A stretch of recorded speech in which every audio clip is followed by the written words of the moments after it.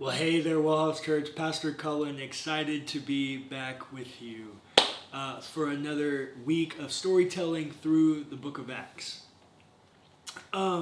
Today, we're going to talk about cleanliness. When I was growing up, I don't know what it was like in your house, but Mama ran a pretty tight ship. We all had weekly chores, we had things we had to do, we had to clean, we did dishes, we swept, we vacuumed, we dusted, we cleaned bathrooms. And I'll never forget, Mama ran a pretty tight ship, as I said, and she's a lot better now. But my mom was like very particular about how everything had to be cleaned. My dad was too, but everything had to be cleaned to a certain standard. And that standard was not moving, and it was supremely ruled and set by Mama. Mama got to be the supreme authority on what was clean and what was unclean. So every week when we did our chores, Mama got to decide when we were done. Because if we thought something was clean, that might be okay, except if Mama came in and said, that's not clean, do it again. You see, cleanliness and the things that are clean, we happen to make them subjective. We get to pick what is clean or not clean according to our standards. Well, there's kind of a problem with that, because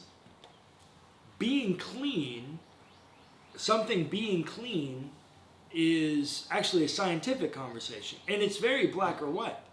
Either something is clean and bacteria free, dust free, grime free, whatever, or it's not. There's really no in between. Clean and unclean is a very black and white thing.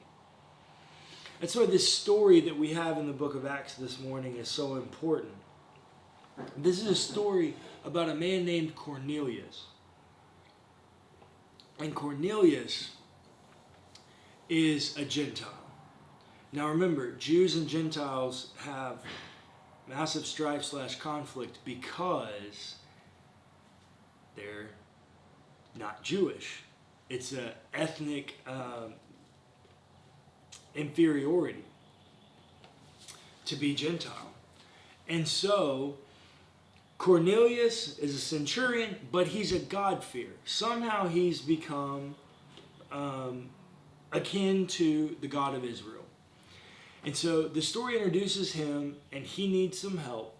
Well, he has a vision, and his vision is he's going to have to listen to a man named Peter. He needs to send for a man named Peter, and Peter's going to have a message for him. During this, Peter goes up and he's praying and he's waiting for food. He's hungry and he's waiting for some food. And as he's waiting for his food, he has a vision. And this is what the text says his vision is. Acts 10:11. He saw the heaven opened and something like a large sheet coming down, being lowered to the ground by its four corners. In it were all kinds of four-footed creatures and reptiles and birds of the air. Then he heard a voice saying, "Get up, Peter, kill and eat." But Peter said, "By no means, Lord, for I have never eaten anything that is profane or unclean." Apparently, whatever the animals in this sheet were, they were historically thought of by Israel to be unclean. Probably all the ones that are listed in the dietary laws in Leviticus.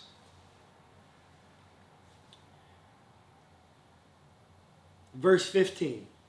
The voice said to him again, a second time, "What God has made clean, you must not call profane."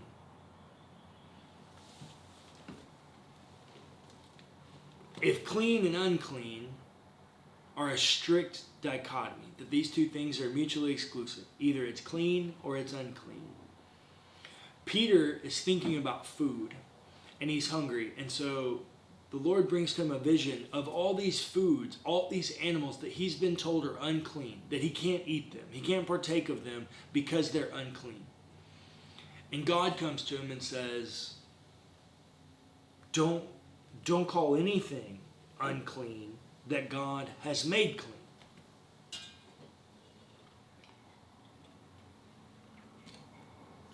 I think there's a lot of things in this world that God has made clean that we still call unclean.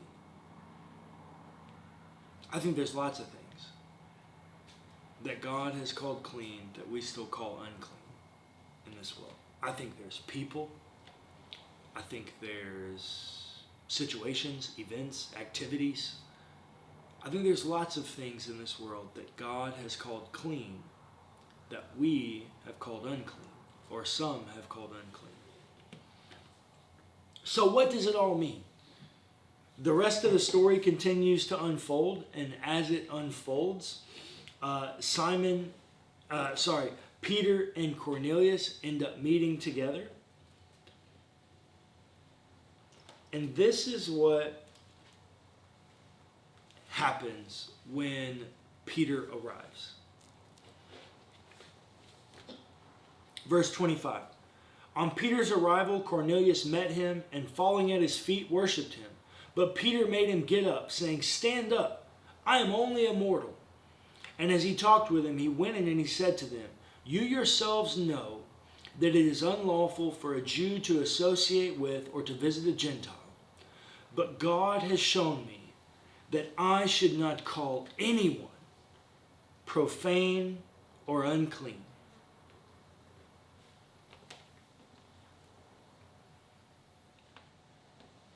WellHouse Church, I want this place to be a place where no one is called unclean. I want this to be a place where everyone is clean and welcome. I want this to be a place where everyone partakes. I want this to be a place that knows no dichotomy of clean and unclean, because what God has made clean, we should not call unclean. And even if you want to turn this into some kind of spiritual cleansing, God is the ultimate author and sustainer of salvation in general. We don't need to make this some kind of spiritual endeavor here. This is literally human beings are beloved by God and made in the image of God. That makes them clean. What God has made clean, let no one call unclean. So, WellHouse Church, my question for you this morning. Where are the places in your life? What are the things in your life? Things, people, categories of things that you think God is telling you that He has made clean, that they have made clean, and yet you still call them unclean. How can WellHouse Church be a place where nothing is called unclean that's been made clean by the redemptive work of Jesus?